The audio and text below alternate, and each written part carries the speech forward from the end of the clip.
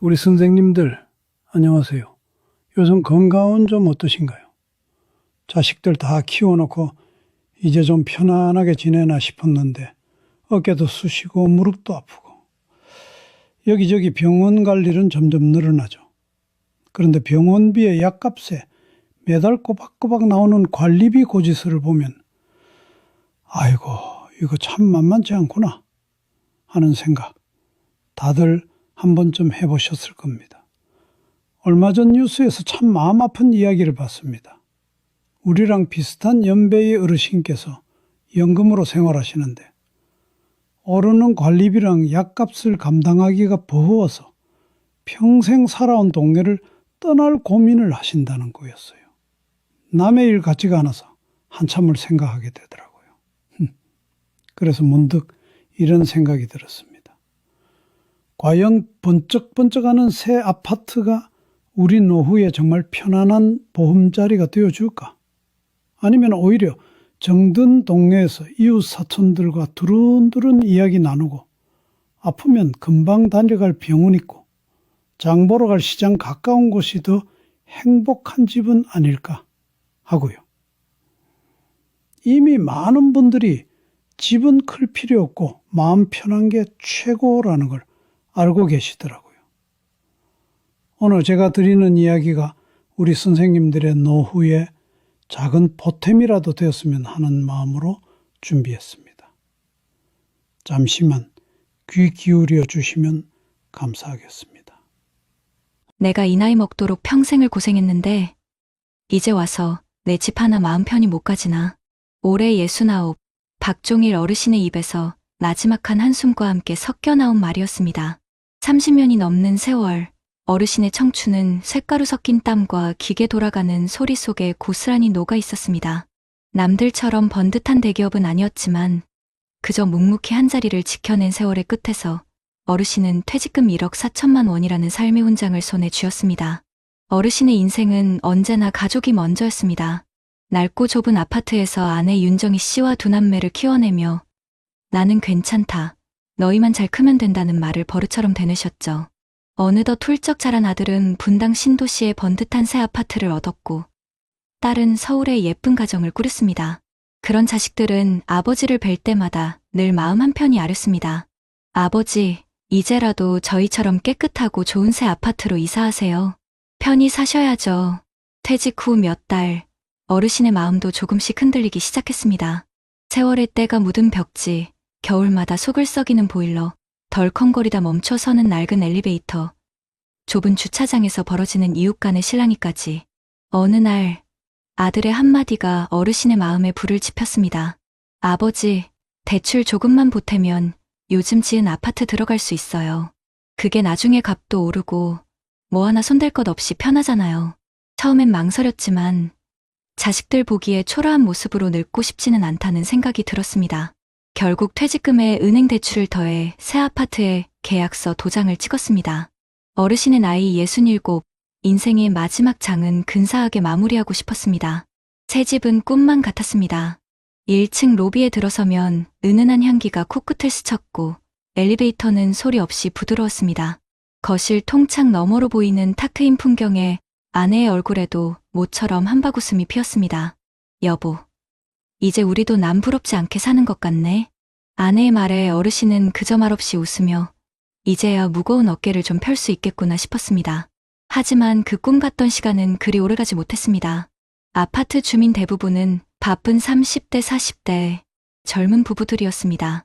엘리베이터에서 먼저 인사를 건네도 못 본 척 스마트폰만 들여다보는 이웃들. 복도에서 마주쳐도 서로가 마치 투명인간인 것처럼 스쳐 지나갔습니다. 어느 날 아내가 깊은 한숨을 내쉬며 말했습니다. 여보, 여긴 사람 사는 온기가 없네. 옛날 집에서는 시장에서 마주치면 김치라도 한쪽 나눠 먹고 내가 아픈 날엔 옆집 순이 엄마가 죽도 끓여다 줬는데 여긴 너무 삭막해. 더 큰 현실 벽은 매달 날아오는 관리비 고지서였습니다. 이사 첫 달 15만 원이 넘는 금액이 찍혀 나왔습니다. 8만 원 남친 내던 예전 집에 2배 가까운 돈이었죠. 새 아파트니까 애써 위안했지만 해마다 야금야금 오르는 공용 전기료와 관리비는 부부의 어깨를 짓눌렀습니다. 2025년 팍팍한 세상살이는 어르신에게도 예외는 아니었습니다. 물가는 하늘 높은 줄 모르고 치솟는데 국민연금 110만 원 남짓으로는 두 식구 살림이 늘 빠듯했습니다. 특히 무릎이 좋지 않은 아내의 병원비와 약값으로 매달 12만 원이 꼬박꼬박 나갔습니다. 어느 저녁 어르신은 식탁 위 고지서를 한참이나 들여다보다 힘없이 말했습니다. 이것 봐, 관리비가 18만 원이 넘었어. 우리 연금으론 이제 감당이 안 돼. 아내는 아무 대꾸 없이 밥숟가락만 조용히 내려놓았습니다. 아내의 그 침묵이 어떤 말보다 어르신의 가슴을 아프게 찔렀습니다. 불편함은 몸으로도 느껴졌습니다.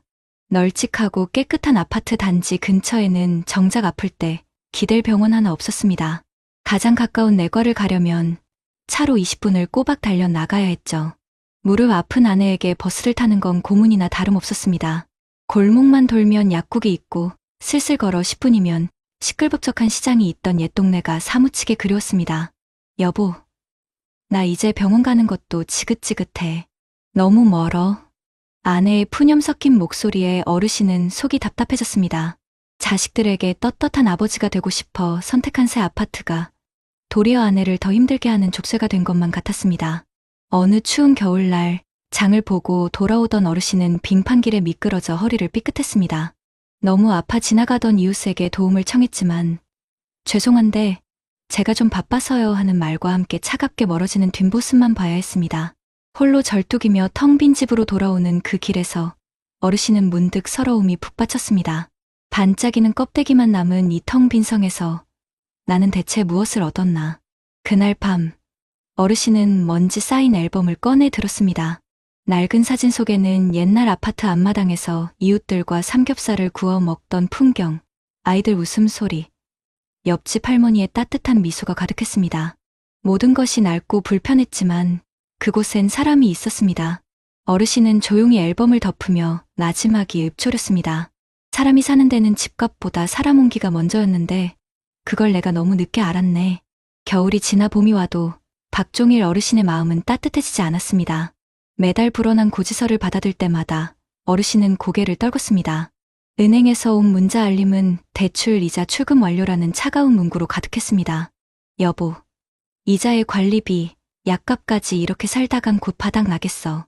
그 말에 아내 윤정희 씨는 대답하지 않았습니다. 다만 저녁 반찬에서 고기를 한두 번 줄이고 국물에 물을 더 타는 걸로 마음을 대신했습니다. 어느 날 아내가 무릎 통증으로 한밤중에 응급실에 실려갔습니다. 새 아파트 단지에서 가까운 병원은 없었습니다. 택시를 불러 타고 30분을 달려 겨우 도착했습니다. 병원 침대에 누운 아내의 얼굴을 보며 종일 어르신은 속으로 울부짖었습니다.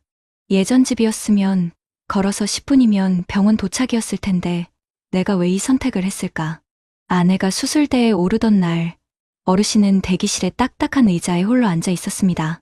휴대전화 속 가족 단톡방엔 자식들의 위로 섞인 문자만이 이어졌습니다. 아버지, 힘내세요. 어머니, 금방 나으실 거예요. 하지만 그 순간 옆에서 손을 잡아주고 국밥 한 그릇 건네줄 이웃은 없었습니다. 텅 빈 마음은 차가운 병원 복도만큼이나 쓸쓸했습니다. 경제적인 압박은 점점 더 어르신을 조여왔습니다. 연금으로는 버티기 어려웠고 결국 일부 생활비를 마련하려고 적금을 해지했습니다. 하지만 그마저도 몇 달 가지 않았습니다. 그러던 어느 날 현관문 앞에 붙은 종이 한 장이 어르신의 가슴을 후벼 팠습니다. 관리비 체납 안내. 한 달, 두 달 미루다 보니 결국 체납 보지서가 붙은 것입니다. 새 아파트에 들어온 게 자랑이 아니라 이젠 수치처럼 느껴졌습니다. 절망은 어느 여름날 폭우가 쏟아지던 저녁 극에 달했습니다. 정전이 발생해 아파트 전체가 어두워졌습니다. 엘리베이터는 멈췄고 긴급 대피 안내 방송이 울려 퍼졌습니다. 젊은 부부들은 손전등을 들고 분주히 움직였지만 노년의 부부는 아무도 신경 쓰지 않았습니다. 계단을 겨우 내려와 관리사무소에 도착했을 때 어르신은 이웃의 시선 속에 서서히 깨달았습니다. 여긴 내 자리가 아니구나. 이곳은 내 나이를 받아줄 수 있는 집이 아니구나. 며칠 후 어르신은 다시 옛 동네를 찾았습니다. 좁은 골목길, 오래된 슈퍼마켓 앞에서 주인장이 반갑게 인사를 건넸습니다. 아이고, 박 부장님, 오랜만이시네. 그간 어디 계셨어요? 그 말 한마디에 어르신의 눈가가 젖었습니다. 수십 년 동안 이어온 인연이 낡은 건물보다 더 큰 힘이었습니다. 시장에 들러 콩나물 한 봉지를 사고 걸음을 옮겨 약국을 지나니 약사도 고개를 끄덕였습니다. 어르신, 무릎은 좀 어떠세요? 그 순간 어르신은 새 아파트의 반짝이는 복도보다 이 익숙한 골목이 더 따뜻하다는 걸 느꼈습니다. 결국 종일 어르신은 가족들에게 조심스레 말을 꺼냈습니다. 얘들아, 아버지는 다시 돌아가고 싶다. 새 아파트가 아니라 정든 동네 구축 아파트로. 처음엔 자식들이 반대했습니다. 체면도 있고 집값 문제도 있었기 때문입니다. 하지만 어르신의 단호한 말에 결국 고개를 끄덕였습니다. 사람은 화려한 집에서 사는 게 아니라 마음 편한 집에서 사는 거다. 아버지, 이제 깨달았다. 시간이 흘러 어르신은 다시 낡은 아파트로 이사했습니다. 겉보기엔 허름했지만 그곳엔 따뜻한 인사와 정겨운 안부가 있었습니다. 아침이면 옆집 할머니가 김치를 건네주고 저녁이면 옆집 아이들의 웃음소리가 들려왔습니다. 관리비는 절반으로 줄었고 걸어서 갈 수 있는 병원이 있어 아내의 무릎 치료도 한결 수월해졌습니다. 무엇보다 어르신은 마음이 편안했습니다. 불 꺼진 집에서 이웃을 의식하며 숨죽일 필요도, 대출 이자에 쫓길 필요도 없었습니다. 매일 아침 베란다에 앉아 따뜻한 햇살을 받으며 아내와 함께 차를 마시는 시간이 가장 큰 행복이 되었습니다. 박종일 어르신의 이야기는 우리에게 깊은 울림을 줍니다. 화려한 새 건물보다 중요한 건 사람의 온기, 반짝이는 외관보다 값진 건 생활의 안정, 넓은 평수보다 소중한 건 작은 평화라는 사실 말입니다. 우리 모두 언젠가는 비슷한 선택의 기로에 서게 될 것입니다. 집값이냐, 마음의 안식이냐, 그 순간 박 어르신의 이야기를 떠올려 보면 어떨까요? 여러분 어떠시나요? 위의 사례는 정말 비참하고 서글픈 인생 아닌가요? 하지만 지금부터 소개해드리는 사례는 정반대의 선택으로 행복한 노후를 보내고 있는 분을 소개해드리겠습니다. 김영우 어르신, 올해 68. 그는 평생을 공무원으로 일하며 살았습니다.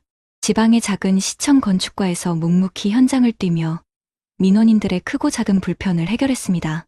매일같이 늦은 밤까지 민원 서류를 정리하다 퇴근하곤 했습니다. 화려한 직장은 아니었지만 성실히 일한 덕분에 은퇴 후 매달 공무원 연금 190만 원을 안정적으로 받게 되었습니다. 그의 삶의 중심에는 언제나 가족과 이웃이 있었습니다. 아내 박선희 씨와 함께 낡은 25년 된 아파트에 30년 가까이 살면서 동네 어르신들과 깊은 정을 나눴습니다. 이웃은 김 어르신을 김 부장님이라고 불렀지만 그는 늘 웃으며 말했습니다.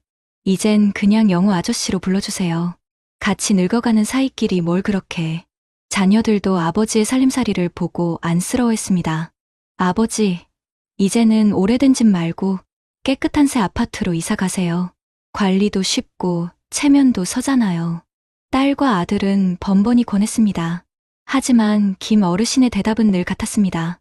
얘들아, 집은 번쩍이는 게 중요한 게 아니야. 나이 들어선 걸어서 병원 다닐 수 있고 시장도 가까워야 돼.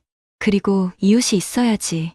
값비싼 관리비에 대출까지 안고 싶진 않다. 아이들은 처음엔 고집스럽다고 생각했습니다. 하지만 어르신은 흔들리지 않았습니다. 그는 노후의 가장 큰 적이 외로움과 빚이라는 걸 몸으로 느끼고 있었습니다. 2025년 한국, 물가는 치솟고 연금만으로는 빠듯한 생활이 이어지고 있었습니다. 하지만 김 어르신의 살림은 의외로 안정적이었습니다. 그 이유는 바로 작고 오래된 아파트 덕분이었습니다. 매달 나오는 관리비는 7만 원대, 새 아파트에 비해 절반 이하 수준이었습니다. 이 돈 차이가 1년이면 100만 원 가까이 되고 10년이면 1000만 원이 넘는 거야. 그걸로 병원비도 쓰고 손주들 용돈도 줄 수 있지 않겠니? 아내와 이런 대화를 나눌 때마다 그는 뿌듯했습니다. 하지만 주변에서는 계속 압박이 있었습니다. 친구들은 모임에서 새 아파트 사진을 보여주며 자랑했습니다. 야, 영우야, 아직도 그 낡은 아파트 사냐? 요즘은 신축 들어가야 사람 대접받는다니까. 그럴 때마다 그는 웃으며 대답했습니다. 나는 대접보다 편안함이 더 좋아. 남들 눈보다는 우리 둘이 살기 편하면 됐지. 그러나 속마음은 흔들리기도 했습니다. 특히 어느 겨울 아파트 보일러가 고장나며 며칠간 추위에 떨던 날엔 아이들 말대로 새 집으로 갈까 하는 생각이 불쑥 올라왔습니다. 그 무렵 아내가 무릎 수술을 받게 되었습니다. 김 어르신은 걱정했지만 다행히 집 앞에 있는 정형외과에서 정기적으로 물리치료를 받을 수 있었습니다. 아내는 치료를 마치고 집으로 돌아오는 길에 늘 말했습니다. 여보, 병원이 가까워서 얼마나 좋아. 버스 안 타고도 이렇게 다닐 수 있으니 참 복이지. 이때 그는 확신을 가졌습니다. 그래, 새 아파트의 반짝임보다 중요한 건 이런 생활이지. 우리 몸이 늙어가는데 발품 덜 팔고 편히 지낼 수 있는 게 진짜 행복이구나. 그의 하루는 소소했지만 여유로웠습니다. 아침이면 동네 공원에서 친구들과 함께 산책을 했고, 점심 무렵엔 전통시장에서 장을 보았습니다. 채소 가게 주인이 인사를 건넸습니다. 김 어르신, 오늘은 무가 참 좋아요. 한 단 가져가세요. 그 말에 그는 미소를 지으며 대꾸했습니다. 그래, 나중에 된장국 끓여야겠구먼. 이웃과의 관계는 김 어르신의 가장 큰 자산이었습니다. 같은 동네에서 20년 넘게 지내다 보니 서로 안부를 묻고 걱정해주는 일이 일상이 되었습니다. 그러나 작은 위기도 찾아왔습니다. 어느 날, 김 어르신이 집 안에서 갑자기 어지럼증으로 쓰러졌습니다.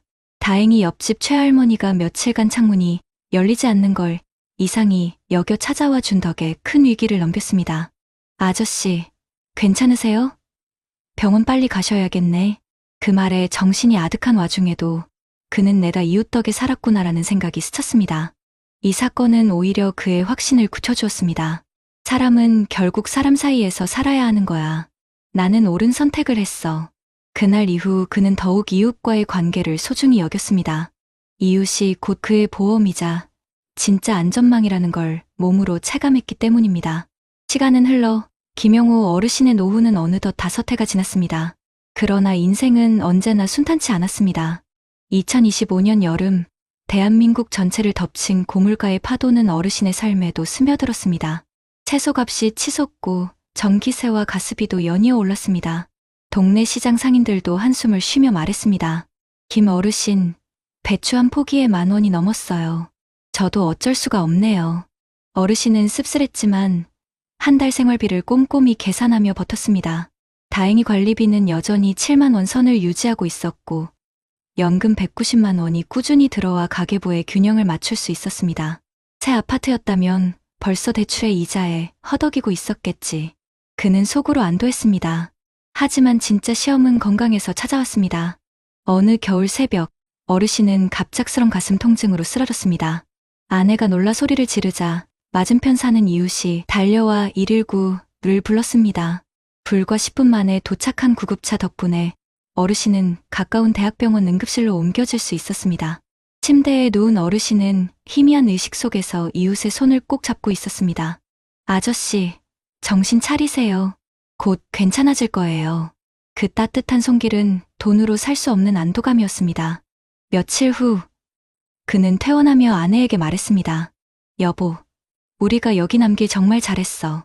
병원이 가까워서 목숨 건진 거야. 그리고 이웃이 있어서 내가 살아난 거지. 그 후, 어르신은 삶을 다시 바라보기 시작했습니다. 병원비와 약값은 결코 적지 않았습니다. 매달 수십만 원이 빠져나갔지만 관리비와 대출 부담이 없었기에 감당할 수 있었습니다. 아내는 남편의 회복을 기원하며 작은 텃밭을 가꾸기 시작했습니다. 베란다 화분에는 상추와 깨잎이 싱그럽게 자랐고 어르신은 아침마다 물을 주며 하루를 열었습니다. 이 작은 쌈 채소가 우리 삶을 풍족하게 만드는구나. 그는 소소한 행복 속에서 인생의 참맛을 다시 느꼈습니다. 이웃과의 관계도 더욱 깊어졌습니다. 동네 경로당에 가면 같은 세대 친구들이 모여 함께 바둑을 두고 건강을 걱정하며 안부를 묻습니다. 명절이면 서로 반찬을 나누고 생일이면 작은 케이크라도 건네는 정이 있었습니다. 어느 날 동네 잔치에서 김 어르신은 마이크를 잡고 이렇게 말했습니다. 여러분, 저는 새 아파트의 화려함보다 오래된 집의 따뜻함을 택했습니다.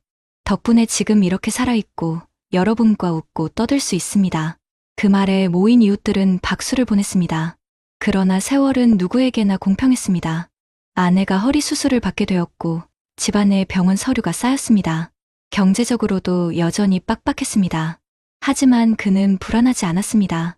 우린 빚이 없으니 설사 생활이 빠듯해도 버틸 수 있어. 아내의 손을 꼭 잡고 건넨 말은 진심이었습니다. 이제 김영호 어르신의 하루는 단순했습니다. 아침 햇살을 받으며 베란다에 앉아 차를 마시고 점심 무렵엔 시장에 들러 장을 보았습니다. 저녁이면 이웃과 마주 앉아 국물 한 그릇을 나누며 담소를 나누었습니다. 그는 종종 생각했습니다. 만약 그때 자식들 말만 듣고 새 아파트로 갔다면 지금쯤 나는 외로움과 빚 속에서 허덕이고 있었을 거야. 김 어르신의 선택은 단순히 집값 문제가 아니었습니다.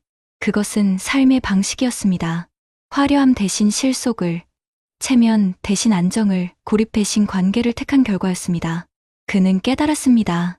집은 단순한 벽과 천장이 아니야. 집은 나를 지켜주는 울타리고 내 삶을 담아내는 그릇이야. 그리고 그 그릇 안에 가장 중요한 건 따뜻한 사람들의 온기였어.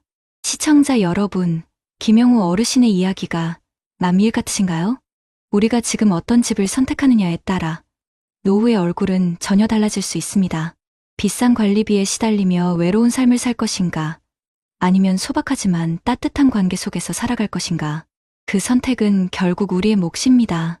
이렇게 김영우 어르신은 정반대의 선택으로 불안이 아닌 평온, 고립이 아닌 온기를 품은 노후를 살고 있습니다.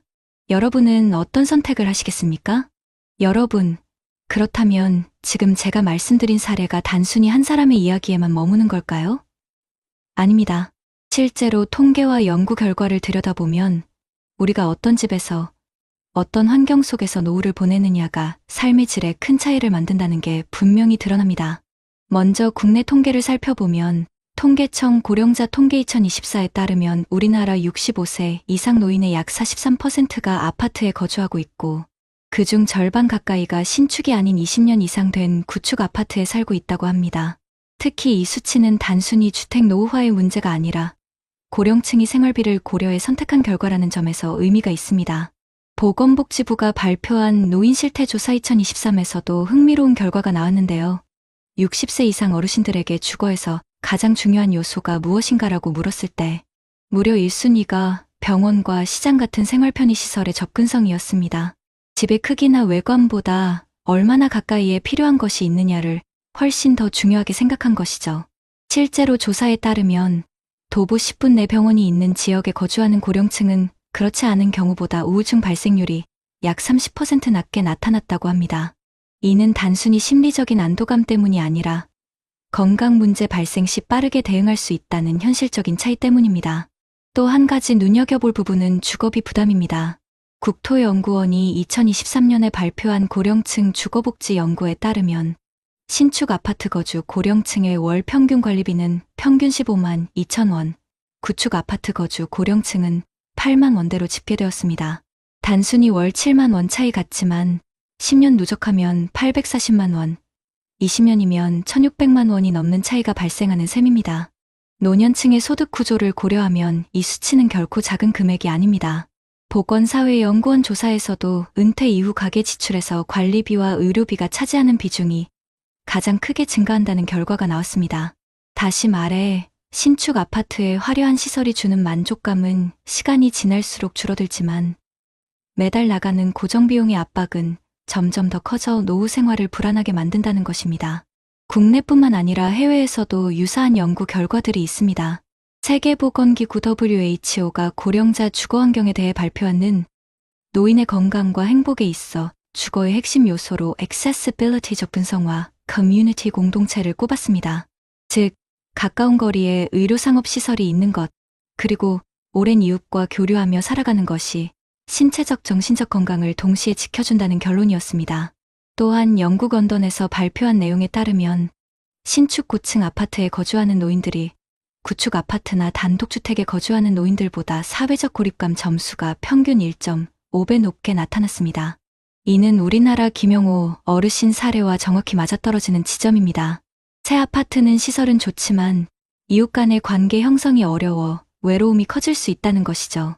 한편 일본의 국토교통성이 발표한 고령사회 주거환경 연구 2020에서도 주목할 만한 결과가 있습니다. 일본 역시 초고령사회로 접어들며 우리나라와 비슷한 고민을 겪고 있는데요. 조사 결과 병원, 약국, 시장이 도보 15분 내에 있는 지역에 사는 고령자의 평균 수명이 2.3년 더 길었다는 통계가 나왔습니다. 단순히 오래 사는 것이 아니라 건강한 상태로 살아가는 기간, 즉 건강 수명이 더 길다는 것이죠. 이는 우리에게 매우 시사적인 메시지를 줍니다. 화려한 아파트 자체가 삶을 연장시켜주는 게 아니라 얼마나 생활 기반이 가까이 있는가가 결국 노후의 질을 결정한다는 겁니다. 또 다른 중요한 포인트는 이웃과의 관계입니다. 한국보건사회연구원이 2023년에 발표한 노인 고립 실태 보고서에 따르면 이웃과 정기적으로 교류하는 고령층은 그렇지 않은 고령층보다 주관적 행복도가 2배 이상 높다는 결과가 나왔습니다. 특히 20년 이상 같은 아파트에 거주하며 이웃과 관계를 쌓아온 고령층은 위기 상황 발생 시 도움을 받을 확률이 현저히 높았습니다. 이는 앞서 사례에서 말씀드린 것처럼 옆집에서 창문을 살피거나 국한 그릇을 나눠주는 그 작은 행동이 때로는 생명을 구하는 안전망이 될 수 있다는 사실을 뒷받침합니다. 해외 연구에서도 유사한 결론이 반복됩니다. 미국에 실린 논문에서는 사회적 유대가 강한 주거 환경에 사는 노인의 사망 위험률이 그렇지 않은 노인에 비해 20% 낮다는 결과가 보고되었습니다. 결국 이웃과의 연결이 건강과 생존에 직접적인 영향을 미친다는 것이죠. 이렇듯 국내외 수많은 연구와 통계가 공통적으로 말하는 것은 분명합니다. 나이가 들수록 중요한 것은 새로움이 아니라 가까움입니다. 가까운 병원, 가까운 시장, 가까운 이웃, 그리고 관리비와 주거비 같은 고정비용에서 오는 부담을 최소화하는 것. 이것이 결국 노후의 행복과 안전을 좌우한다는 사실입니다. 김영호 어르신이 택했던 오래된 아파트라는 선택은 단순히 고집이 아니라 통계와 연구 결과로도 뒷받침되는 현명한 결정이었던 것입니다. 여러분도 혹시 지금 고민하고 계신가요? 남들 눈에 좋아 보이는 반짝이는 집이 정말 내 삶을 지켜줄 수 있을까? 아니면 낡았지만 따뜻한 집이 더 안전한 울타리가 되어줄까? 이 질문 앞에 선다면 오늘 말씀드린 통계와 연구들이 작은 길잡이가 되어줄 수 있을 겁니다. 여러분, 그렇다면 이런 문제를 어떻게 해결할 수 있을까요? 전문가들은 한 목소리로 말합니다. 노후 주거의 본질은 화려한 건물이 아니라 생활 안정과 돌봄 네트워크라고요. 그래서 정부와 지자체는 실제로 다양한 정책을 내놓고 있습니다. 먼저 대한민국의 현실부터 살펴보면 보건복지부는 2023년부터 커뮤니티 케어 선도 사업을 확대해 고령자들이 살던 집이나 지역에서 돌봄 서비스를 받을 수 있도록 지원하고 있습니다.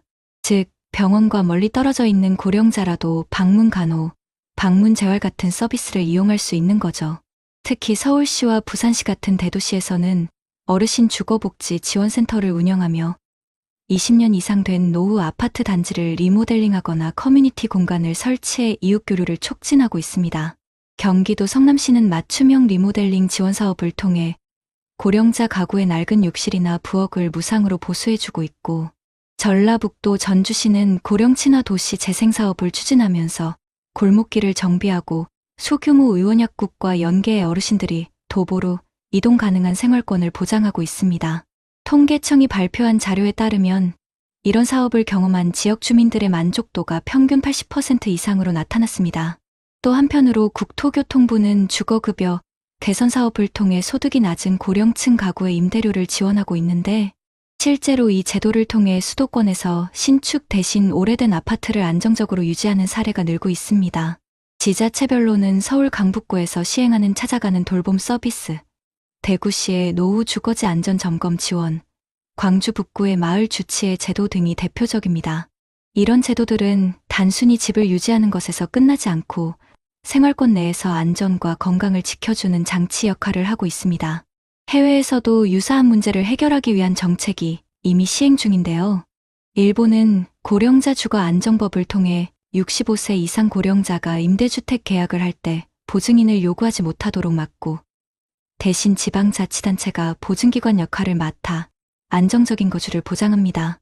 이는 우리나라의 전세보증금 문제와 유사한 맥락에서 고령층의 주거 불안을 막는 제도입니다. 독일은 세대 혼합형 주거 단지 정책을 통해 젊은 세대와 노년 세대가 같은 단지에서 살면서 돌봄과 교류가 자연스럽게 일어나도록 지원하고 있습니다. 예를 들어 베를린의 한 노후 아파트 단지는 1층에는 어린이집을 두고 상층에는 노년층 주거 공간을 배치해 서로 돕는 구조를 만들었습니다. 북유럽 국가인 덴마크와 스웨덴은 헬시 에이징타운 프로젝트를 통해 지방 중소도시의 의료, 약국, 생활편의 시설을 도보 10분 이내에 두도록 법제화했습니다. WHO에서도 권장하는 10분 생활권 정책이 이들 나라에 뿌리내리며 고령자들의 고립감을 줄이고 있습니다. 국내 전문가들도 강조합니다. 고령층이 행복한 노후를 보내기 위해서는 무리한 대출을 피하고 생활권 내 편의시설이 갖춰진 지역에서 이웃과 연결을 유지하는 것이 가장 중요하다. 실제로 국내 연구 자료를 보면 고령층이 건강 주거 관계 이 세 가지 조건을 충족했을 때 삶의 만족도가 평균 2배 이상 높아졌다고 합니다. 결국 해결책은 거창하지 않습니다. 우리 주변의 오래된 아파트를 버리기보다는 정부와 지자체 지원을 받아 리모델링하고 이웃과 함께하는 공간을 회복하며 병원과 시장이 가까운 생활권을 지켜내는 것입니다. 여러분, 지금 당장 반짝이는 신축만 바라보다 보면 정작 중요한 가치를 놓칠 수 있습니다. 하지만 지금 소개해드린 제도와 해외 사례처럼 우리가 생활하는 이 자리에서부터 삶을 더 안전하고 따뜻하게 바꾸는 방법은 이미 준비되어 있습니다. 중요한 건 그것을 알고 선택하는 우리의 지혜입니다. 선생님들, 오늘 들으신 두 어르신의 이야기 어떻게 보셨나요?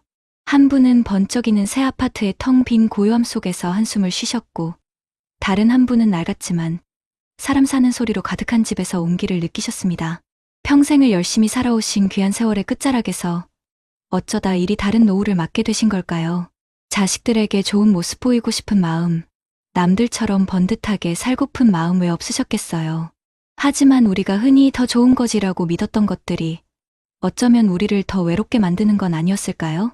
이 두 분의 모습을 보면서 저도 제 노후를, 그리고 우리 선생님들의 노후를 다시 한번 생각하게 됩니다. 엘리베이터에서 마주쳐도 서로 눈길 한번 주지 않는 차가운 복도를 걷는 삶과 어디 아픈 데는 없냐며 넌지시 안부를 물어오는 이웃이 있는 삶. 선생님께서는 어떤 모습에 더 마음이 가시나요? 매달 날아드는 고지서에 가슴 졸이며 잠 못 이루는 밤과 빚 걱정 없이 두 발 뻗고 편히 주무시는 밤. 어느 쪽이 더 평온할까요? 어쩌면 우리는 너무 오랫동안 잊고 살았는지 모릅니다. 노후에 진짜 필요한 재산은 통장의 숫자나 아파트 평수가 아니라 바로 이런 것들이라는 사실을요. 빚 걱정 없이 두 발 뻗고 잘 수 있는 편안한 잠자리, 아프면 언제든 달려갈 수 있는 가까운 병원, 그리고 김치 한 쪽이라도 스스럼 없이 나눌 수 있는 따뜻한 이웃. 이 세 가지만 우리 곁에 있다면 그 어떤 화려한 집보다 더 든든하고 풍요로운 노후가 되지 않을까요? 오늘 이야기는 먼 나라 이야기가 아닙니다. 바로 우리 모두의 내일이 될 수 있습니다. 어떤 집에서 어떤 모습으로 늙어갈 것인지 그 선택은 바로 우리 자신의 몫입니다. 부디 선생님들의 마지막 보금자리가 차가운 외로움이 아닌 사람 사는 따스함으로 채워지기를 저는 진심으로 바랍니다. 마지막으로 이 말씀 꼭 드리고 싶습니다. 집이란 건 언젠가 우리가 떠날 때 남겨지는 재산이 아닙니다. 살아있는 동안 고된 세상살이로부터 우리를 말없이 안아주는 따뜻한 품이어야 합니다. 그 품 안에는 반짝이는 대리석보다 서로의 얼굴을 마주보고 웃어줄 사람이 있어야 하지 않을까요? 늦지 않았습니다. 오늘 저녁 엘리베이터에서 이웃을 만나면 먼저 웃으며 인사 한번 건네보는 건 어떨까요? 그 작은 시작이 우리의 노후를 바꾸는 가장 지혜로운 첫걸음이 될 겁니다. 오늘도 긴 이야기 들어주셔서 정말 감사합니다. 부디 편안하고 따뜻한 저녁 보내시길 바랍니다. 33년을 대기업에서 일했는데 지금은 고물상에서 폐지를 분류하고 계신 분이 있습니다. 왜 그렇게 됐을까요? 여러분, 혹시 요즘 주변에서 퇴직 후 친구에게 돈 빌려주었다가 인생이 무너졌다는 이야기 들어보신 적 있으신가요?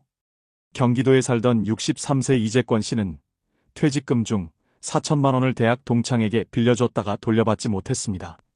믿었던 친구는 연락이 끊겼고 결국 이 씨는 아내와 크게 다툰 뒤 우울감에 시달리다 지금은 하루 7시간씩 고물상에서 일하며 겨우 마음을 붙잡고 살아가고 있습니다. 여러분이라면 어떻게 하시겠습니까? 설마 내가 그런 상황이겠어? 싶으시죠? 하지만 지금 50대, 60대 사이에서 이와 비슷한 사연들이 정말 많이 벌어지고 있습니다. 이 영상을 끝까지 안 보시면 여러분도 퇴직 후 가장 믿었던 사람에게 흔들리는 인생을 겪게 될지도 모릅니다. 본격적인 영상 시작 전에 구독과 좋아요는 영상 제작에 정말로 큰 힘이 됩니다. 또한 오늘의 영상을 평상시 가족처럼 깊게 생각하는 지인이 있다면 그분에게 꼭 공유해 주셔서 함께 행복한 인생을 보내시기를 바라겠습니다. 퇴직하고 이제 좀 쉬나 싶었는데 매일 아침 5시에 일어나 고철을 분류하게 될 줄은 정말 몰랐습니다. 나이가 들면 다들 몸이 아프다는데 저는 마음이 먼저 무너졌습니다. 이 말을 꺼낸 사람은 서울 구로구에 거주하는 64세 강태성 씨입니다. 그는 2023년까지 대기업 전자회사에서 35년을 근속한 뒤 정년을 채우고 퇴직한 평범한 가장이었습니다. 재직 당시 연봉은 8천만 원에 달했고 퇴직금만 해도 2억 가까이 받았습니다. 게다가 아내와 함께 20년 넘게 살아온 24평짜리 아파트도 있었고 자녀 2명은 이미 대학을 졸업해 독립한 상태였습니다. 겉보기엔 누구나 부러워할 노후를 시작한 듯 보였죠. 하지만 그의 인생은 퇴직 후 6개월 만에 완전히 바뀌게 됩니다. 강 씨의 삶을 뒤흔든 인물은 바로 대학 시절 가장 친했던 친구 윤동재였습니다.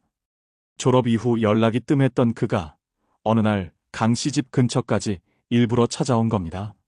그날 강 씨는 윤 씨와 함께 커피를 마시며 오랜만에 우정을 나눴고 술잔을 기울이며 추억을 이야기했습니다. 그런데 그 만남은 단순한 재회의 자리가 아니었습니다. 윤 씨는 마지막에 조심스럽게 말을 꺼냈습니다. 태성아, 나 지금 솔직히 너무 힘들다. 공사 하나만 마무리하면 되는데 자금이 좀 막혔어. 도와주면 진짜 3개월 안에 다 갚을게. 수표로라도 써줄게. 너라면 믿지 않냐? 강태성 씨는 깊이 고민했습니다. 돈은 적지 않은 금액이었습니다.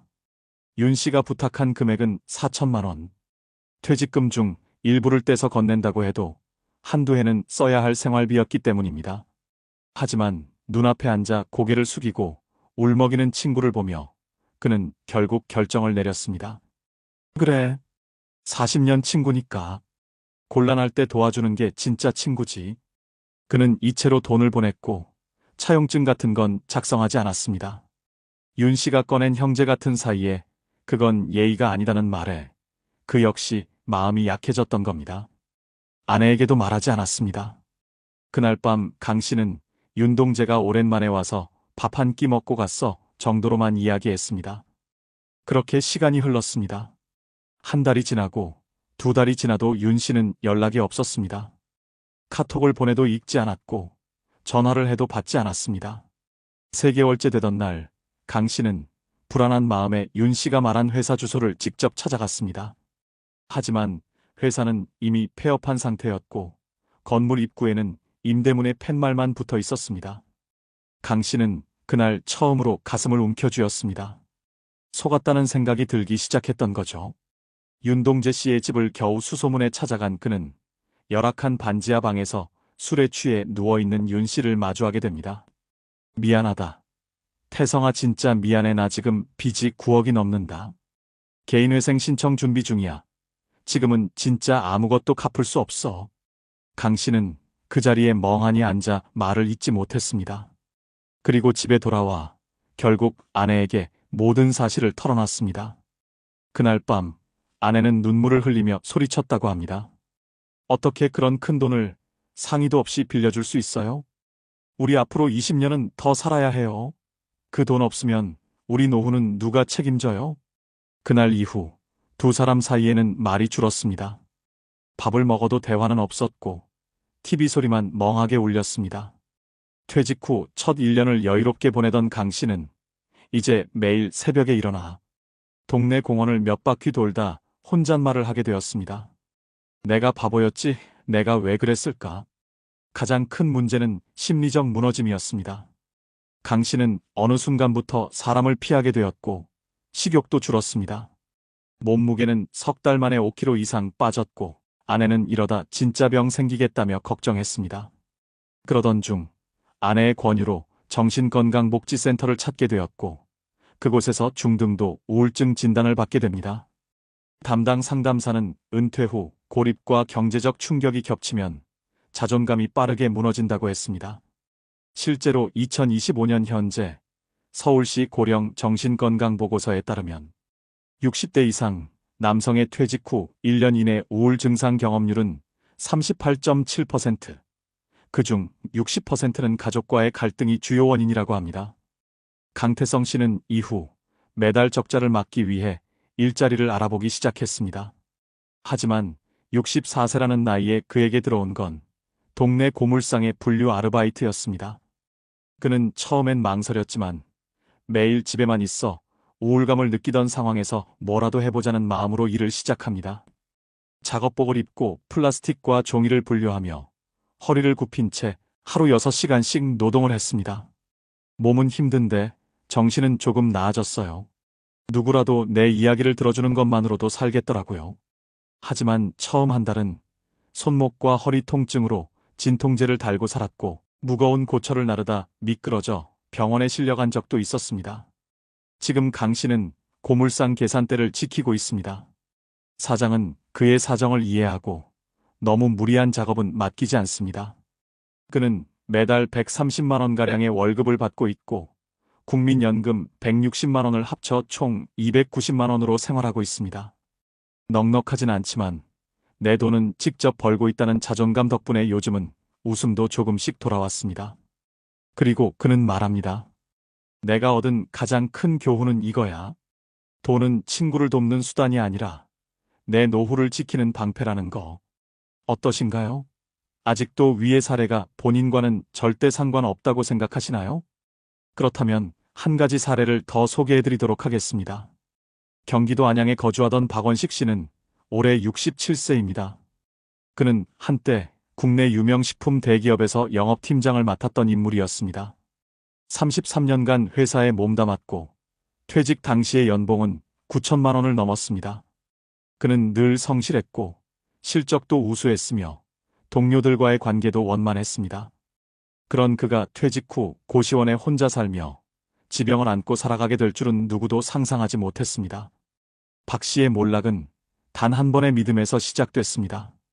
그리고 그 믿음은 곧 그의 인생을 뒤흔든 절망의 문이었습니다. 박 씨는 정년퇴직을 앞두고 아내와 노후 설계를 철저하게 준비했습니다. 서울 동작구에 18평짜리 오래된 아파트를 전세로 놓고 경기도 광주에 전원주택을 지었습니다. 퇴직금은 약 2억 2천만 원. 국민연금과 퇴직연금으로 매달 220만 원의 소득이 예상됐습니다. 두 자녀는 모두 결혼에 독립했고 박 씨는 이제 아내랑 여행 다니며 살자고 말했습니다. 모든 것이 계획대로 흘러가는 듯 했습니다. 하지만 퇴직 후 1년쯤 지난 어느 날 전혀 예상치 못한 전화 한 통이 걸려왔습니다. 박 형님, 혹시 저 기억하세요? 예전에 울산 공장에서 같이 일했던 조민철입니다. 박 씨는 목소리를 듣자마자 30년 전 기억이 떠올랐습니다. 그는 본사 영업팀으로 발령나기 전 1980년대 중반 울산 공장에서 몇 년간 근무한 적이 있었습니다. 그 시절 함께 근무했던 후배가 바로 조민철이었습니다. 오랜만에 연락을 받은 박 씨는 반가운 마음에 식사 자리를 마련했고 두 사람은 과거를 추억하며 밤늦게까지 이야기를 나눴습니다. 며칠 뒤 조 씨는 박 씨에게 다시 연락을 했습니다. 이번엔 사업 이야기를 꺼냈습니다. 형님, 제가 요즘 식품 포장재 수출 쪽으로 사업을 하고 있어요. 한 것만 성사되면 큰 돈이 들어옵니다. 근데 선적 비용이 급하게 막혀서요. 형님처럼 믿을 수 있는 분한테만 부탁드리고 있어요. 6천만 원만 빌려주시면 한 달 안에 이자까지 넉넉히 드릴게요. 박 씨는 망설였습니다. 6천만 원은 절대 적은 금액이 아니었습니다. 하지만 그는 조 씨가 과거 후배였다는 점, 사업 이야기를 조리 있게 설명했다는 점, 그리고 무엇보다 한 달이라는 짧은 기간이 마음을 움직였습니다.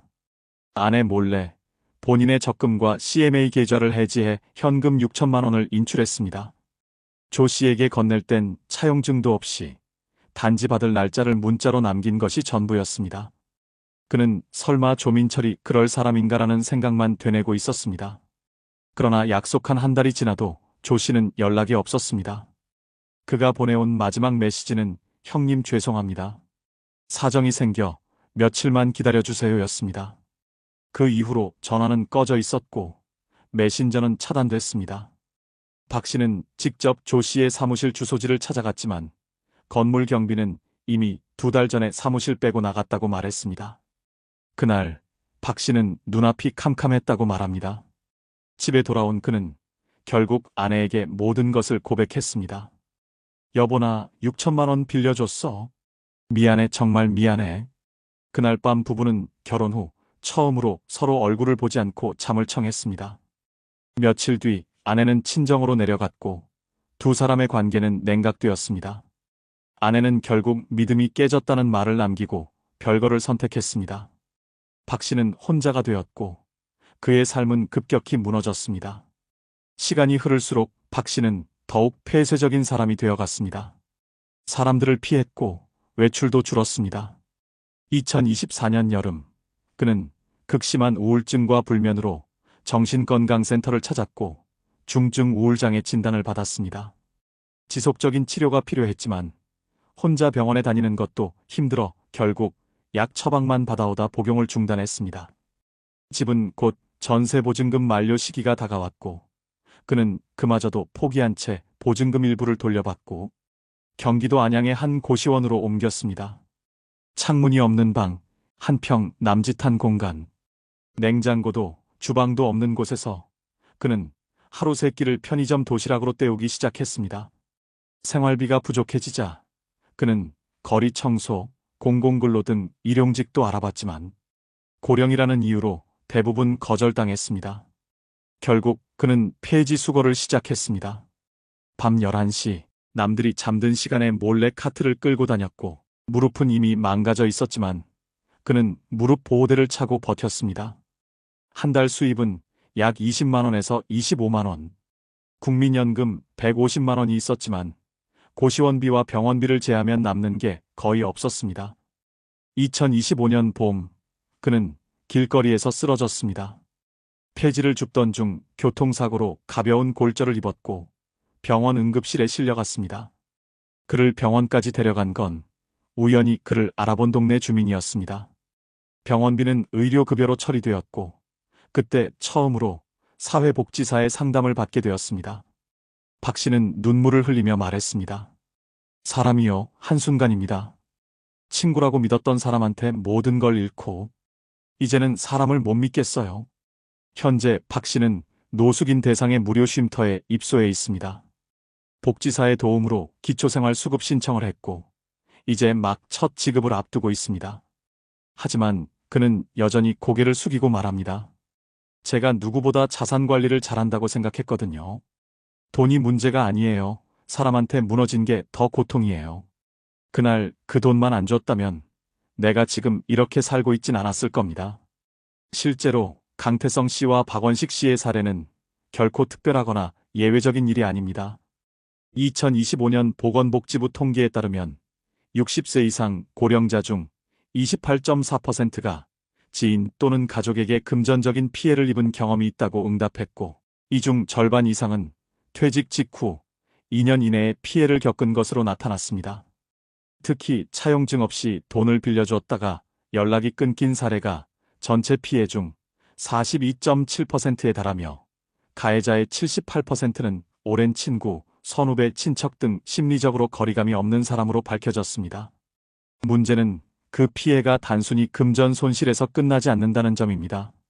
서울시 노년정신건강센터가 발표한 2024년 정신건강보고서에 따르면 퇴직 이후 금전적 스트레스나 인간관계 갈등으로 인해 우울증을 겪는 60대 이상 남성은 전체의 36.2%에 달하며 이 중 절반은 병원 치료 없이 방치되는 것으로 조사됐습니다. 자녀와의 갈등, 배우자와의 관계 단절, 그리고 심한 경우 고립까지 이어지는 일이 드물지 않습니다. 전문가들은 이러한 금전 피해가 노인의 삶 전체에 대한 신뢰 붕괴로 이어진다고 경고합니다. 특히 금융사기 전문가 이현주 박사는 퇴직 후 고령자는 타인의 접근에 상대적으로 취약하며 오랜 관계일수록 판단 기준이 감정에 기울기 때문에 더욱 위험하다고 말합니다. 뿐만 아니라 금전 피해 이후 고용시장 복귀 또한 녹록지 않습니다. 통계청 자료에 따르면 2025년 기준 60대 남성의 재취업률은 41.5%로 절반 이상은 퇴직 이후 수입 없이 지내거나 일용직으로 내몰리는 실정입니다. 특히 육체노동 위주의 단기 고용이 대다수이며 고물상 청소 택배 보조 등 건강을 악화시킬 수 있는 환경에서 일하게 되는 경우가 많습니다. 실제로 대한노인의학회는 60대 이후 단순 반복 노동은 근골격계 질환과 우울증을 동반하며 장기적으로는 삶의 질을 급격히 저하시킬 수 있다고 지적합니다. 이처럼 한 번의 선택으로 인해 고통받는 노인들은 늘어나고 있지만 아직까지 법적 구제 수단은 미비한 상태입니다. 민법상 구두 계약도 효력이 있지만 실제 회수율은 7% 미만이며 채무자가 개인회생을 신청하면 회수 가능성은 사실상 0에 가깝다고 전문가들은 입을 모읍니다. 결국 지금의 현실은 정직하게 일하고 은퇴한 사람이 오히려 무방비 상태로 사회에 노출되는 구조인 셈입니다. 오늘 소개한 사례는 단 2사람이지만 그 뒤엔 이름도 얼굴도 알려지지 않은 수많은 박씨, 강씨가 존재합니다. 그리고 이들의 이야기는 지금도 우리 곁에서 반복되고 있습니다. 그렇다면 우리는 이런 문제를 어떻게 예방하고 다시는 같은 실수를 반복하지 않기 위해 무엇을 해야 할까요? 첫째, 전문가들은 한 목소리로 말합니다. 돈을 빌려주는 순간 그 돈은 못 받을 수도 있다는 각오를 해야 한다고요. 가까운 사이일수록 감정이 앞서기 때문에 계약서 작성을 꺼리는 경우가 많은데 오히려 가까운 사이일수록 더 명확한 서류와 법적 절차가 필요합니다. 국민연금공단이 운영하는 노후 재정 보호 상담 프로그램을 통해 고령층도 간단한 차용증 작성법, 금전 대차 시 법적 대응 방법 등을 배울 수 있으며 서울시 50플러스 재단에서는 시니어 금융안전 교실을 통해 퇴직자 대상 금융사기 예방 교육도 정기적으로 진행하고 있습니다. 둘째, 금전 피해를 입은 뒤 가장 먼저 무너지는 것이 바로 정신건강입니다. 이에 따라 각 지자체는 고령자 정신건강 상담 서비스를 확대하고 있는데요. 예를 들어 성북구는 노인 우울증 조기 발견 프로그램을 운영해 무료 상담은 물론 필요시 지역 정신과 병원과 연계해 치료를 받을 수 있도록 지원하고 있고, 부산시 동래구는 독거노인 심리치유 동행 사업을 통해 정서적 고립을 막고 상담사와의 지속적인 만남을 제공하고 있습니다. 셋째, 경제적으로 어려움을 겪는 노인들을 위한 공공일자리도 다양하게 운영 중입니다. 고령자 고용지원센터에서는 60세 이상을 위한 시니어 적합 일자리를 매달 업데이트하고 있으며 마포구청은 2025년부터 노인 전용 경량 노동 일자리를 신설해 계산 업무, 사무보조, 공공시설 안내 등 상대적으로 부담이 적은 업무를 제공하고 있습니다. 강남구와 광주광역시, 북구는 고령자 근골격계 보호 일자리 가이드를 만들어 노년층이 무리하지 않도록 작업 강도를 분류하고 있습니다. 넷째, 이런 문제를 겪었거나 겪을 위험이 있다고 느낀다면 혼자 고민하지 말고 지역 통합돌봄센터에 상담을 요청하는 것이 좋습니다. 최근 서울시는 돌봄 SOS 센터를 통해 주거, 건강, 돌봄, 경제 문제를 통합적으로 상담 연계해주는 원스톱 서비스를 운영 중이고 전국 대부분의 시군구에서도 비슷한 형태의 상담 창구를 갖추고 있습니다. 마지막으로 무엇보다 중요한 것은 은퇴 후에도 삶의 루틴을 유지하는 것입니다. 하루 중 일정 시간은 외부 활동을 통해 타인과 연결되고 소득과 상관없이 자신의 역할을 만들어가는 것이 중요합니다. 실제로 대한노인정신의학회는 은퇴 후 일주일에 3회 이상 외부 활동을 하는 고령자의 우울증 발병률은 그렇지 않은 고령자에 비해 60% 이상 낮다는 연구 결과를 발표하기도 했습니다. 따라서 돈을 지키는 것도 중요하지만 건강을 지키고 일상에서의 소소한 활동을 지속하는 것 또한 같은 무게로 중요합니다. 결국 우리가 이 사례들을 통해 얻어야 할 교훈은 철저히 대비하고 끊임없이 연결되어 있어야 한다는 것입니다. 사람은 고립될 때 가장 쉽게 무너지고 믿음이 흔들릴 때 가장 크게 다칩니다. 노후란 결국 고립의 반대말이어야 합니다. 내 돈을 지키는 지혜, 내 마음을 지키는 습관, 내 몸을 지키는 실천이 함께 이루어질 때 비로소 흔들리지 않는 노년을 살아갈 수 있습니다. 믿음은 오래된 나무처럼 단단했지만 바람 한 번에 뿌리째 흔들렸습니다. 그 자리에 남은 건 나와 나 자신뿐이었습니다. 여러분, 오늘 이야기 어떠셨나요? 오랜 친구에게 마음을 열고 돈을 빌려주었다가 인생 전체가 뒤흔들린 2명의 남성. 그들은 그저 평범한 60대였습니다. 누군가에게는 아버지였고 남편이었고 한때 누군가의 자랑이었을 사람들입니다. 하지만 단 한 번의 선택, 단 한 번의 침묵이 그들을 외로움과 가난, 병든 일상으로 밀어넣었습니다. 그리고 그 고통의 끝에서야 깨달았습니다.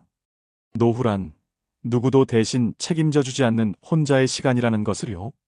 혹시 여러분 중에도 누구한테는 말 못한 걱정 하나쯤 있으신가요? 믿고 싶었지만 의심이 마음 한쪽에 남았던 적 없으셨나요? 내가 괜찮아야 가족도 지킬 수 있고, 내가 무너지지 않아야 자식도 도울 수 있는 시대입니다. 우리는 이제 착한 사람보다 현명한 사람이 되어야 합니다. 돈을 지키는 일은 결코 차가운 일이 아닙니다. 내 삶을 지키는 일이자 남은 날들을 위한 사랑의 방식입니다. 사람은 누구나 실수합니다. 하지만 그 실수에서 교훈을 얻고 다시 일어설 수 있다면 그 삶은 절대 실패가 아닙니다. 여러분, 이제라도 괜찮습니다. 지금이라도 내 노후를 위해, 내 마음을 위해 단단한 경계를 세우고 건강한 거리두기를 시작해 주세요. 그리고 혼자 견디지 마시고 주변의 도움을 꼭 요청해 주세요. 손을 내밀어야 잡아주는 손도 만날 수 있습니다. 오늘 영상이 여러분의 삶에 작지만 단단한 울림이 되길 진심으로 바랍니다. 당신의 노후가 조금 더 안전하길, 당신의 마음이 조금 더 편안하길 간절히 응원합니다. 요즘 경험비 때문에 밤잠을 설치시나요? 연금은 줄어드는데 물가는 치솟고 자녀들 뒷바라지 하느라 노후 자금이 바닥나진 않으셨나요? 저는 올해 68살 전직 간호사 김영숙입니다. 30년간 성실히 일해서 강남 아파트도 있었는데 지금은 어떻게 살고 있는지 아세요? 월세 80만 원짜리 원룸에서 하루하루 버티고 있습니다. 저는 집 2채를 가진 성공한 투자자였는데 어떻게 이렇게 됐을까요? 동료가 신축 아파트 갭 투자로 돈 벌었다는 말 한마디에 현혹됐던 게 시작이었습니다. 15억짜리 아파트를 전세 10억에 대출 5억이면 내 돈 없이도 살 수 있다는 말이 그렇게 달콤하게 들렸는데 지금 생각하면 정말 어리석었죠. 처음엔 집값이 올라서 좋았지만 금리가 오르고 전세가가 떨어지면서 악몽이 시작됐습니다. 매달 대출이자 400만 원을 감당 못해서 결국 30년 살던 집까지 팔았는데 그것도 모자라서 지금은 신용불량자 직전입니다. 혹시 지금도 조금만 더 버티면 오를 거야 라고 생각하시나요? 제가 그 억울한 사연을 말씀드릴 테니 제발 끝까지 들어주세요. 올해 62살 김영숙입니다. 30년간 대학병원에서 간호사로 일했고 남편은 중견기업에서 부장으로 정년퇴직했죠. 우리에겐 강남 대치동에 30평 아파트가 있었습니다. 비록 지은 지 25년이 넘어 벽지가 갈라지고 보일러가 자주 고장났지만 그래도 대치동이라는 이름 하나만으로 든든했어요. 2023년 봄, 은퇴를 앞두고 있던 저는 막막했습니다. 매달 들어오던 월급 450만 원이 끊긴다는 게 이렇게 무서울 줄은 몰랐거든요. 국민연금과 남편연금을 합쳐도 280만 원, 퇴직금은 1억 2천만 원이었지만 그것도 언젠가는 바닥날 텐데 병원 휴게실에서 커피를 마시던 어느 날 동료 박 간호사가 들뜬 표정으로 말했습니다. 선생님, 저 이번에 강북 신축 아파트 들어갔어요. 17억인데 전세 12억에 대치동 담보 대출 5억으로 해결했거든요. 벌써 시세가 18억이래요. 순간 귀가 번쩍 뜨였습니다. 내 돈 거의 안 들이고 집을 산다고요? 그날 밤 남편에게 조심스럽게 꺼냈습니다. 거실 탁자 위에 계산기를 놓고 앉아있던 남편은 고개를 저었어요. 여보, 위험한 거 아니야? 하지만 제 머릿속엔 이미 17억 마이너스 12억 마이너스 5억 영원이라는 계산이 맴돌고 있었습니다. 며칠 뒤 우리는 부동산 중개업소를 찾았습니다. 50대 초반의 중개사는 자신만만하게 말했죠. 사모님, 강북 신축은 앞으로 최소 25억까지 갑니다. 지금이 기회예요. 계약서에 도장을 찍는 순간 손이 떨렸습니다. 하지만 곧 2채의 집주인이 된다는 생각에 가슴이 벅차올랐어요. 처음 6개월은 꿈만 같았습니다. 강북 아파트에 전세입자가 바로 들어왔고 대출이자는 전세금으로 충당됐죠. 무엇보다 시세가 계속 올랐습니다. 18억, 19억, 20억. 병원 동료들과 점심을 먹을 때면 자연스럽게 부동산 얘기가 나왔어요. 영숙 선생님은 정말 안목이 있으셔. 저도 따라 들어갈 걸. 그런 칭찬이 달콤했습니다. 마치 제가 투자의 귀재라도 된 것 같았어요. 하지만 2024년 여름 분위기가 달라지기 시작했습니다. 뉴스에선 연일 금리 인상 소식이 나왔고 전세 수요가 줄어든다는 기사가 쏟아졌죠. 처음엔 대수롭지 않게 여겼습니다. 설마 우리까지야. 그런데 대출이자가 월 200만 원에서 300만 원으로 뛰었습니다. 전세금 이자 수익으로는 턱없이 부족했어요. 더 큰 문제는 2024년 겨울에 터졌습니다. 전세 세입자가 전화를 걸어왔어요. 사모님, 저희 이번에 집을 사려고 합니다. 보증금 12억 돌려주세요. 머리가 하얘졌습니다. 부동산을 돌아다녀 봤지만 전세가는 이미 7억까지 떨어져 있었어요. 5억을 우리가 메워야 한다는 뜻이었죠. 남편이 창백한 얼굴로 물었습니다. 여보, 5억을 어디서 구해? 퇴직금은 이미 생활비로 많이 줄어들었고 예금은 3천만 원뿐. 당장 5억이라니. 중개사를 찾아갔더니 어깨를 으쓱하며 말했습니다. 요즘 시장이 이래요. 작년 같았으면 바로 맞췄을 텐데 불과 1년 전 25억은 기본이라던 바로 그 사람이었습니다. 그날 밤 대치동 집을 둘러봤습니다.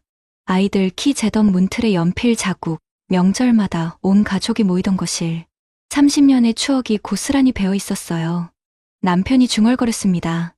대치동이라도 팔아야겠지. 가슴이 찢어지는 것 같았습니다. 하지만 다른 방법이 없었어요. 조금만 더 버티면 다시 오를 거야. 제가 남편을 설득했습니다. 아니, 스스로를 설득하려 했던 것 같아요. 우리는 은행에서 5억을 추가 대출받아 전세금을 돌려줬습니다. 그 순간부터 지옥이 시작됐어요. 매달 나가는 이자만 350만 원.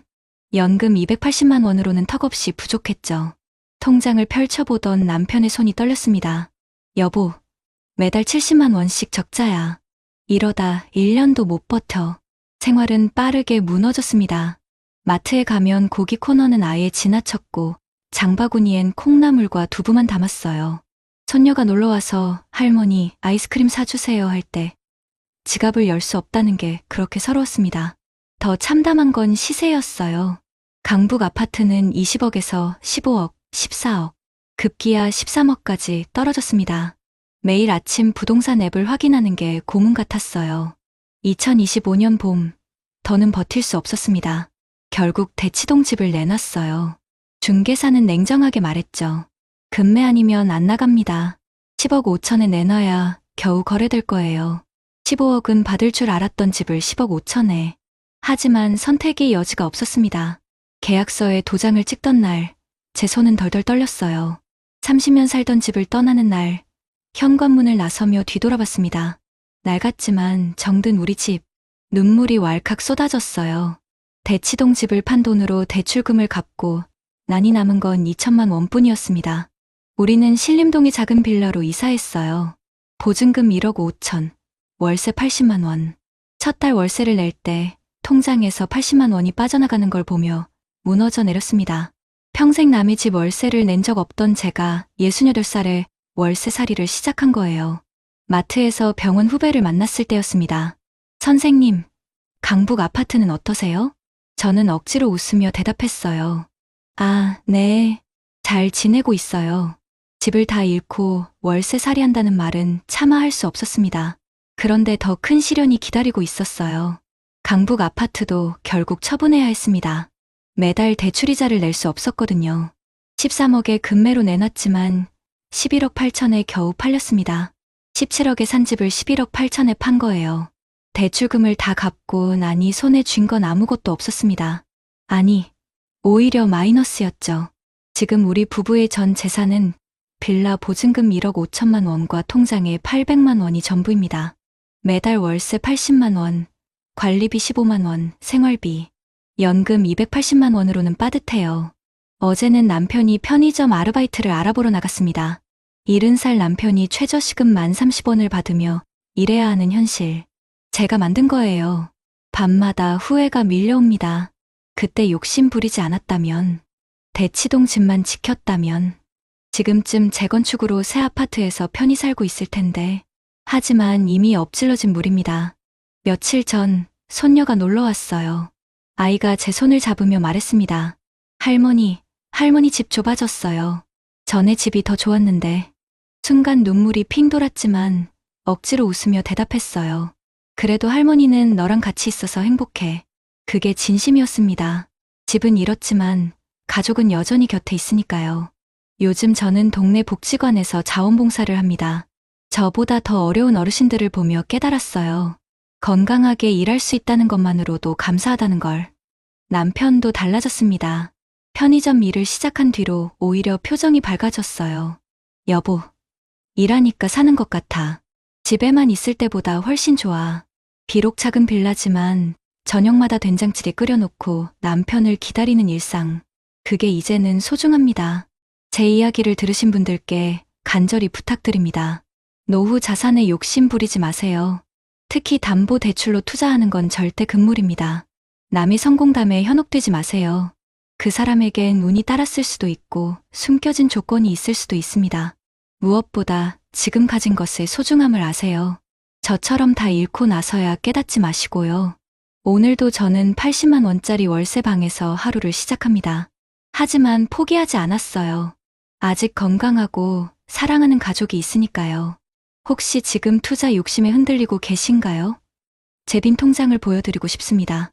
욕심이 만든 빈 통장. 하지만 이제는 다시 채워나갈 겁니다. 천천히. 하지만 정직하게. 어떠시나요? 위의 사례는 정말 비참하고 서글픈 인생 아닌가요? 하지만 지금부터 소개해드리는 사례는 정반대의 선택으로 행복한 노후를 보내고 있는 분을 소개해드리겠습니다. 저는 올해 67살 박정희입니다. 30년간 초등학교 교사로 일했고 남편은 시청 공무원으로 정년퇴직했죠. 우리도 서울 노원구에 32평 아파트가 있었습니다. 지은 지 20년 넘은 낡은 아파트였지만 우리 가족의 보금자리였어요. 2023년 봄, 은퇴를 앞두고 저도 불안했습니다. 하지만 저는 앞선 사례의 김영숙 씨와는 다른 선택을 했죠. 교무실에서 동료 교사가 흥분된 목소리로 말했습니다. 정희 선생님, 저 이번에 갭 투자로 집 샀어요. 대출받아서 전세 끼고 들어갔는데 벌써 시세가 올랐대요. 순간 귀가 솔깃했지만 저는 조용히 물었습니다. 그래? 대출이자는 감당할 만해? 아, 그게 좀 부담스럽긴 한데 집값이 계속 오르니까 괜찮을 거예요. 그날 저녁 남편에게 그 얘기를 했더니 남편이 진지하게 말했어요. 여보, 우리는 이미 집이 있잖아. 욕심내지 말자. 사실 저도 같은 생각이었습니다. 우리에겐 이미 충분했으니까요. 대신 저희는 다른 준비를 시작했습니다. 먼저 저희의 노후 자산을 꼼꼼히 계산해봤어요. 제 교원연금 월 220만 원, 남편 공무원연금 월 180만 원. 이것만으로도 매달 400만 원의 고정 수입이 있었고 여기에 평생 아껴 모은 저축 2억 원이 있었습니다. 저희 공무원 부부는 퇴직금이 없는 대신 이렇게 성실하게 부어온 연금과 저축만으로도 충분하다고 생각했어요. 은행 상담사를 만나 조언을 구했습니다. 선생님, 연금이 탄탄하시네요. 목돈은 안전하게 나눠서 관리하시는 게 좋겠습니다. 우리는 1억 5천은 정기예금에 나머지 5천만 원은 비상금으로 보통예금에 넣어두었습니다. 2024년 주변에서 갭 투자 열풍이 불었습니다. 친구들 모임에서도 그 얘기뿐이었어요. 정희야, 너도 해봐. 지금이 기회야. 하지만 저는 웃으며 고개를 저었습니다. 난 지금도 충분해. 욕심내다 잃을까봐 무서워. 실제로 불안한 소식들이 들려왔어요. 금리가 오르고 전세가가 떨어진다는 뉴스가 연일 나왔죠. 그때 남편이 제안했습니다. 여보, 우리 집 리모델링이나 하자. 낡은 곳도 고치고. 좋은 생각이었어요. 3천만 원을 들여 화장실과 주방을 새로 했습니다. 20년 만에 집이 새 집처럼 변했죠. 무엇보다 우리는 건강에 투자했습니다. 매년 종합검진을 받고 일주일에 3번씩 함께 등산을 다녔어요. 동네 수영장에도 등록했죠. 2025년 봄, 앞선 사례 같은 안타까운 소식이 들려왔습니다. 갭 투자 실패로 집을 잃었다는 이야기들. 친구가 전화로 울먹였어요. 정희야, 나 큰일 났어. 전세금 못 돌려줘서 집 팔아야 해. 가슴이 아팠지만 저희가 할 수 있는 건 위로뿐이었습니다. 지금 우리 부부의 일상은 이렇습니다. 아침 6시 남편과 함께 동네 산책로를 걷습니다. 7시에 집에 돌아와 제가 끓인 된장찌개로 아침을 먹죠. 오전엔 각자 취미 생활을 합니다. 저는 동네 도서관에서 그림책 읽어주기 봉사를, 남편은 노인정에서 컴퓨터를 가르쳐요. 점심은 집에서 간단히 먹고 오후엔 함께 문화센터 프로그램에 참여합니다. 요즘은 부부 요가를 배우고 있어요. 한 달에 한 번은 자녀들이 손주들을 데리고 옵니다. 용돈도 넉넉히 주고 맛있는 것도 실컷 먹입니다. 할머니, 할아버지 최고. 손주들의 이 한마디가 얼마나 행복한지 몰라요. 저희는 분기마다 작은 여행을 떠납니다.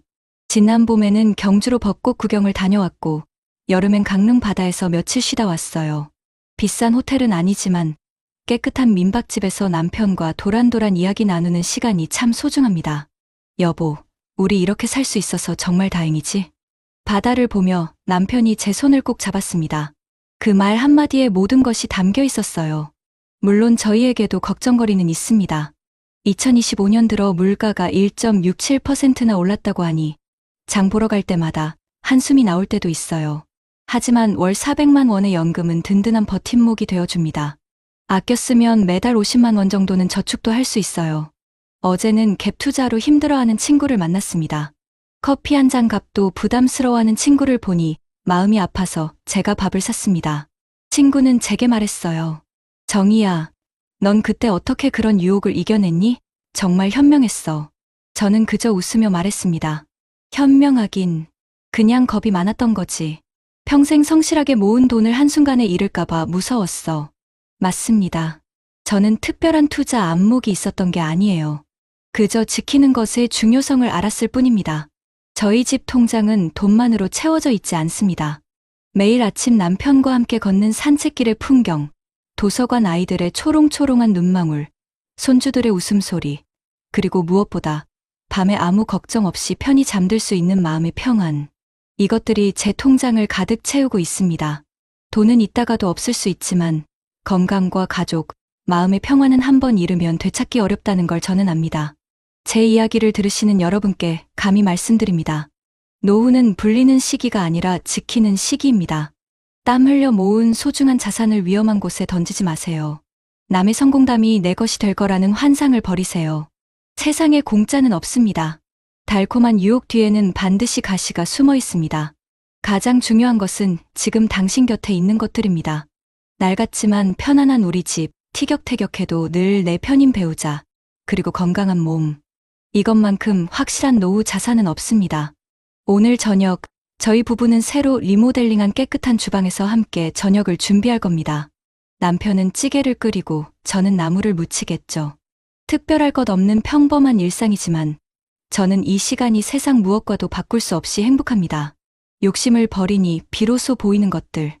저는 지금 제 삶에 진심으로 만족합니다. 부디 여러분도 저처럼 평온한 노후를 맞이하시길 바랍니다. 저희 부부는요, 주변에 누가 얼마를 벌었다더라 하는 뜬소문 대신에 차가운 숫자와 냉정한 현실을 먼저 들여다보기로 했습니다. 당장 서점에 가서 노후 재무 설계에 관한 책 몇 권을 사서 읽고 인터넷으로 신뢰할 만한 기관들의 자료들을 밤늦게까지 찾아봤죠. 그때 저희가 마주했던 현실은 달콤한 성공 신화와는 거리가 아주 멀었습니다. 우선 통계청에서 매년 발표하는 가계금융복지 조사를 보고 저희는 깜짝 놀랐습니다.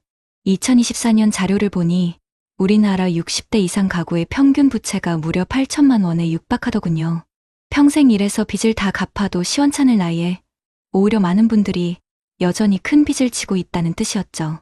더 무서웠던 건 소득 대비 부채 비율이 다른 연령층에 비해 결코 낮지 않다는 사실이었습니다.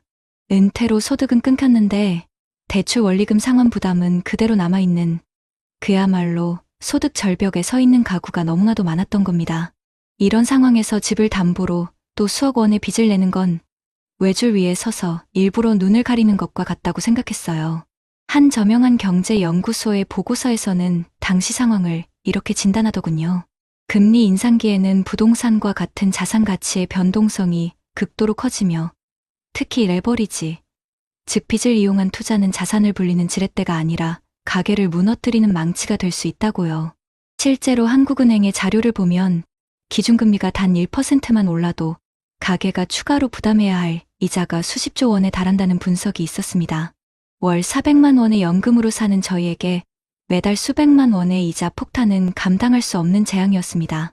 더 깊이 파고들다 보니 이건 단순히 경제만의 문제가 아니라는 걸 깨달았습니다. 해외의 유명한 행동경제학 연구들을 찾아보니 사람들이 왜 이런 위험한 투자에 빠지는지에 대한 설명이 있더군요. 노벨 경제학상을 받은 한 심리학자의 이론에 따르면 사람은 이익을 얻는 기쁨보다 손실을 보는 고통을 훨씬 더 크게 느낀다고 합니다. 이걸 손실 회피 성향이라고 부르더군요. 저희 같은 은퇴자에게 이 이론을 적용해보면 답은 명확했습니다.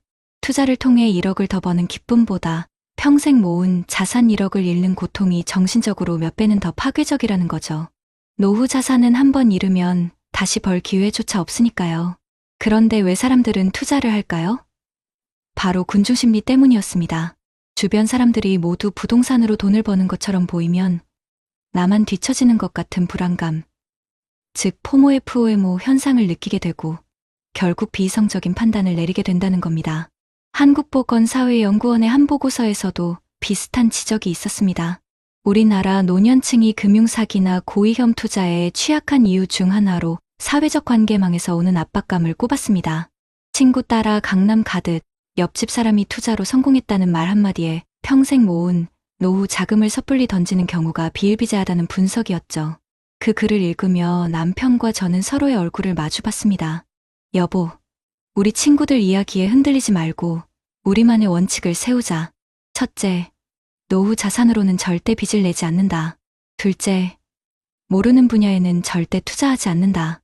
셋째, 우리 집은 투자의 대상이 아니라 우리 삶의 터전임을 잊지 않는다.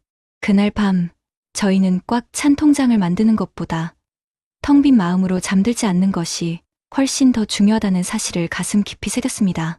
그래서 저희는 뜬구름 잡는 투자 계획서 대신 낡은 우리 집의 리모델링 견적서를 받아 들었던 겁니다. 모래 위에 성을 쌓기보다 우리가 가진 단단한 성을 더 아늑하고 튼튼하게 보수하는 쪽을 선택한 거죠. 그렇다면 여러분, 저처럼 특별한 연금이 없거나 이미 경제적 어려움에 처한 분들은 어떻게 해야 할까요? 그저 한숨만 쉬며 운명을 탓해야 할까요? 절대 그렇지 않습니다. 제가 은퇴를 준비하며 알게 된 사실은 우리가 몰라서 찾아가지 못할 뿐, 대한민국 정부와 우리 동네 지자체에는 생각보다 든든한 안전망글이 마련되어 있다는 겁니다.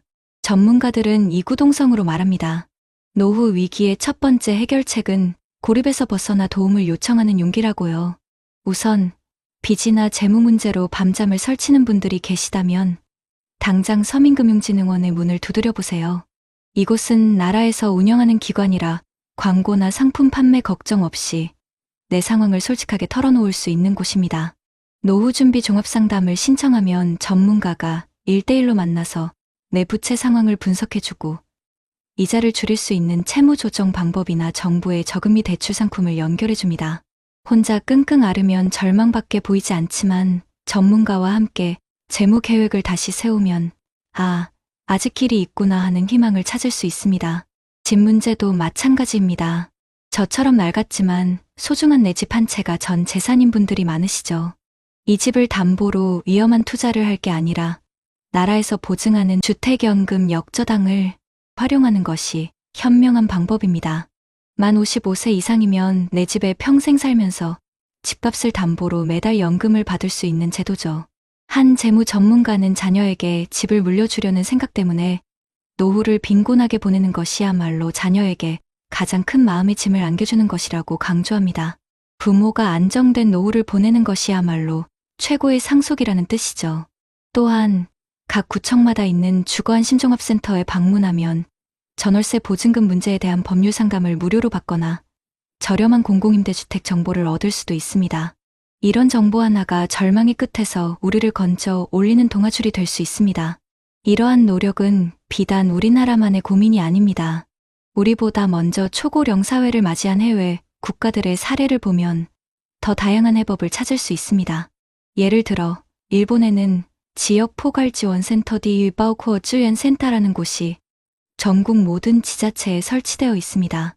이곳은 어르신들의 만능 해결사 같은 곳이에요. 재무 상담은 물론 건강, 복지, 법률 문제까지 한 곳에서 종합적으로 상담하고 해결책을 찾아줍니다. 어르신 한 분이 고립되지 않도록 지역사회가 촘촘한 그물망이 되어주는 거죠. 독일의 사례는 더욱 인상적입니다. 다세대 공존주택이라는 주거 모델이 활성화되어 있는데요.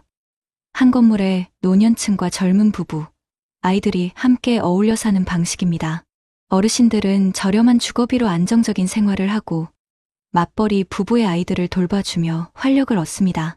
젊은 세대는 육아 부담을 덜고 아이들은 자연스럽게 어른을 공경하는 법을 배우죠. 이렇게 세대가 서로의 부족함을 채워주며 외로움과 경제적 어려움을 함께 극복하는 모습은 우리 사회가 나아가야 할 방향을 보여줍니다. 결국 핵심은 이것입니다. 혼자 해결하려 하지 않는 것, 그리고 욕심을 내려놓는 것. 정부와 지자체의 정책들은 든든한 울타리입니다. 하지만 그 울타리 안으로 들어가는 첫걸음은 바로 우리 자신이 떼어야 합니다. 지금 당장 스마트폰으로 여러분이 사시는 동네의 구청이나 행정복지센터 홈페이지에 들어가 보세요. 어르신 지원 메뉴만 눌러봐도 우리가 몰랐던 수많은 정보들이 있을 겁니다. 위험한 투자 설명회 대신 나라에서 운영하는 금융복지상담센터의 문을 두드리세요. 여러분의 평온한 저녁이 불확실한 대박의 꿈보다 훨씬 더 소중합니다. 부디 그 평온함을 지켜내시길 진심으로 바랍니다. 한평생 허리 굽혀 무엇을 주었나 돌아보니 어떤 이는 모래알을 쥐었다가 바람에 흩날리고 어떤 이는 작은 온기를 품었다가 마음을 데웁니다. 욕심이란 이름의 씨앗은 가시덤불을 키워내고 만족이란 이름의 씨앗은 그늘 짙은 나무를 키웁니다. 황혼의 문턱에서 텅 빈 통장이 아닌 꽉 찬 마음을 남기는 삶, 그것이 우리가 평생토록 가꿔야 할 진짜 행복이었습니다. 오늘 우리는 이 시처럼 너무나 다른 두 분의 삶을 만났습니다. 한 분은 조금만 덜하는 한순간의 욕심에 평생을 바쳐 쌓아 올린 성을 한꺼번에 잃어버렸습니다. 그분이 잃은 것은 단순히 집 두 채와 돈이 아니었습니다. 평생 성실하게 살아왔다는 자부심, 남편 앞에서 당당했던 아내의 미소, 그리고 손주에게 아이스크림 하나 마음껏 사주지 못하는 할머니의 서러운 마음이었습니다. 차가운 월세방에서 밤마다 되새기는 메아리 없는 후회는 빈 통장보다 더 아프게 그분의 가슴을 파고들었을 겁니다. 하지만 다른 한 분은 이만하면 충분하다는 작은 만족을 선택했습니다. 남들이 더 높은 곳을 향해 달려갈 때 그분은 곁에 있는 남편의 손을 잡고 낡은 집을 쓸고 닦았습니다. 그분의 통장은 돈이 아니라 남편과 함께 걷는 아침 산책길의 풀냄새와 손주들의 제잘거리는 웃음소리, 그리고 어떤 걱정도 없이 깊이 잠들 수 있는 밤의 고요함으로 가득 차 있었습니다. 그분은 돈으로 살 수 없는 세상 가장 값진 부자가 되셨던 겁니다. 사랑하는 우리 어머님, 아버님, 지금 여러분의 손에는 무엇이 쥐어져 있나요? 혹시 바람에 흩날릴 모래알을 더 끌어모으기 위해 곁에 있는 소중한 온기를 놓치고 있지는 않으신가요? 괜찮습니다. 아직 늦지 않았습니다. 우리는 오늘 두 분의 삶을 통해 배웠습니다. 행복은 더 많은 것을 가져서 얻는 것이 아니라 지금 내 곁에 소중한 것들을 지켜내는 일이라는 것을요. 부디 주름진 서로의 손을 더 따뜻하게 잡아주시고 당신이 있어서 다행이야라는 말을 아끼지 마세요. 가장 훌륭한 노후 준비는 1억 원짜리 주식이 아니라 1분이라도 더 나누는 진심 어린 대화입니다. 가장 안전한 투자는 부동산이 아니라 서로의 건강을 살피는 따뜻한 관심입니다. 오늘 밤 잠자리에 드시기 전 거울 속 당신의 얼굴을 한번 들여다보세요. 그 얼굴에 새겨진 깊은 주름 하나하나가 당신이 얼마나 치열하게 살아오셨는지를 말해주고 있습니다. 자식들을 위해, 가정을 위해 평생을 바친 당신의 고귀한 삶에 고개 숙여 존경을 표합니다. 평생 고생 많으셨습니다. 정말 애쓰셨습니다. 당신은 그 누구보다 행복할 자격이 있는 세상에서 가장 귀한 분입니다. 부디 당신의 남은 날들이 걱정이 아닌 평안으로, 후회가 아닌 감사로 가득하기를 진심으로 기도하겠습니다.